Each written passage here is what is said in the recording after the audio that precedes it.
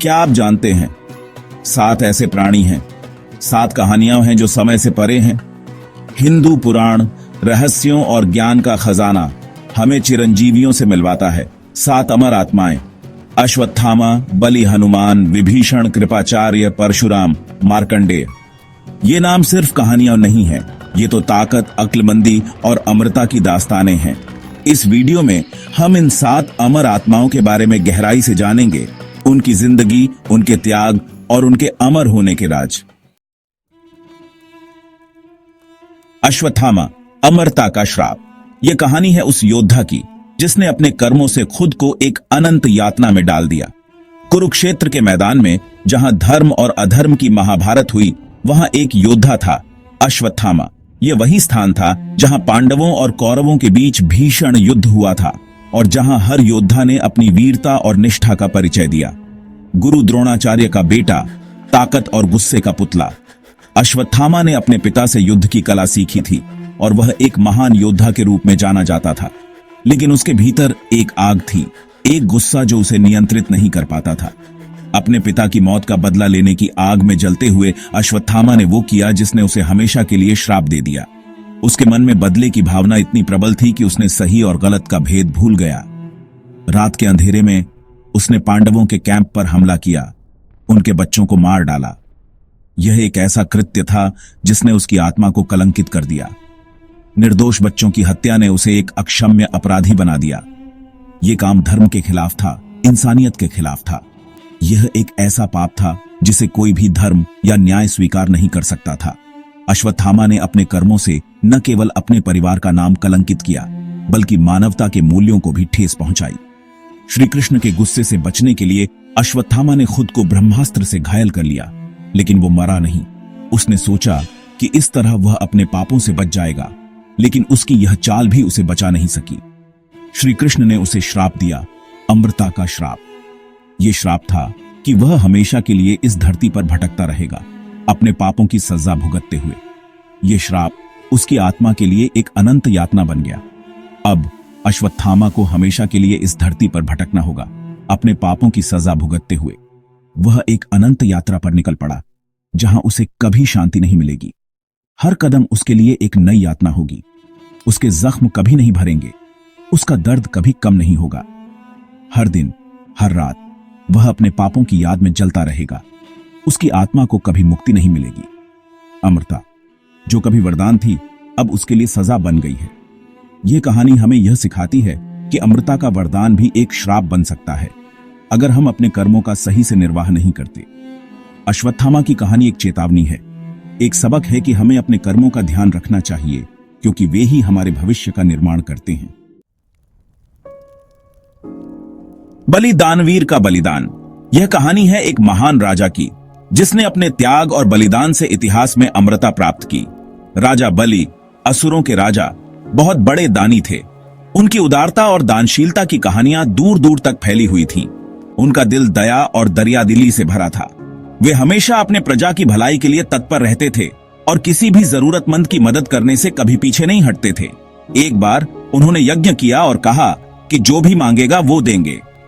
यह घोषणा सुनकर सभी लोग आश्चर्यचकित हो गए और राजा बलि की प्रशंसा करने लगे। यह सुनकर खुद भगवान विष्णु वामन बनकर आए। वामन, जो एक छोटे ब्राह्मण के रूप में प्रकट हुए थे, राजा बलि के पास पहुंचे। वामन ने बलि से 3 कदम जमीन मांगी। यह सुनकर राजा बलि को थोड़ी हैरानी हुई, लेकिन उन्होंने वामन की विनम्रता को देखकर सहर्ष स्वीकार कर लिया। बलि ने खुशी से हां कर दी। उन्होंने सोचा कि यह तो बहुत ही छोटा सा दान है और इसे देने में कोई कठिनाई नहीं होगी। फिर वामन ने अपना विशाल रूप दिखाया। वे एक विशालकाय रूप में परिवर्तित हो गए, जिससे सभी लोग चकित रह गए। उनके 2 कदमों ने स्वर्ग और पृथ्वी नाप ली। पहले कदम में उन्होंने पृथ्वी को मापा और दूसरे कदम में स्वर्ग को। तीसरा कदम रखने के लिए कोई जगह न देखकर बलि ने अपना सिर वामन के पैरों में रख दिया। यह देखकर सभी लोग राजा बलि की महानता और त्याग की प्रशंसा करने लगे। बलि के इस त्याग से खुश होकर भगवान विष्णु ने उन्हें अमरता का वरदान दिया। उन्होंने कहा कि राजा बलि का नाम सदैव सम्मान के साथ लिया जाएगा और वे हमेशा के लिए अमर रहेंगे। हनुमान, भक्ति और शक्ति का अवतार। पवन पुत्र हनुमान ताकत, भक्ति और समर्पण की मिसाल। उनकी जिंदगी हमें बहुत कुछ सिखाती है।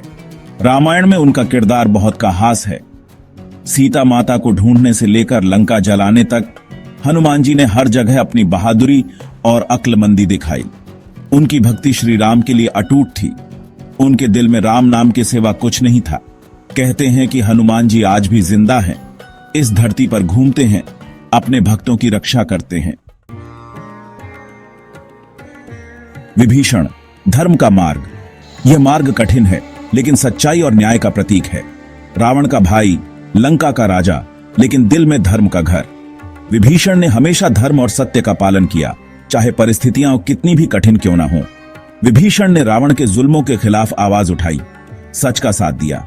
उन्होंने रावण को कई बार चेताया कि उसके कर्म गलत हैं और उसे सही मार्ग पर चलना चाहिए। जब रावण ने सीता माता को चुराया, तब विभीषण ने उसे समझाने की कोशिश की। उन्होंने रावण से कहा कि यह अधर्म है और उसे सीता को वापस लौटा देना चाहिए, लेकिन रावण नहीं माना और अपने अहंकार में डूबा रहा। मजबूर होकर विभीषण ने लंका छोड़ दी और श्री राम की शरण में चले गए। यह निर्णय उनके लिए आसान नहीं था, लेकिन उन्होंने धर्म का पालन किया और सत्य का साथ दिया। उन्होंने राम को रावण की सेना के बारे में जरूरी बातें बताईं।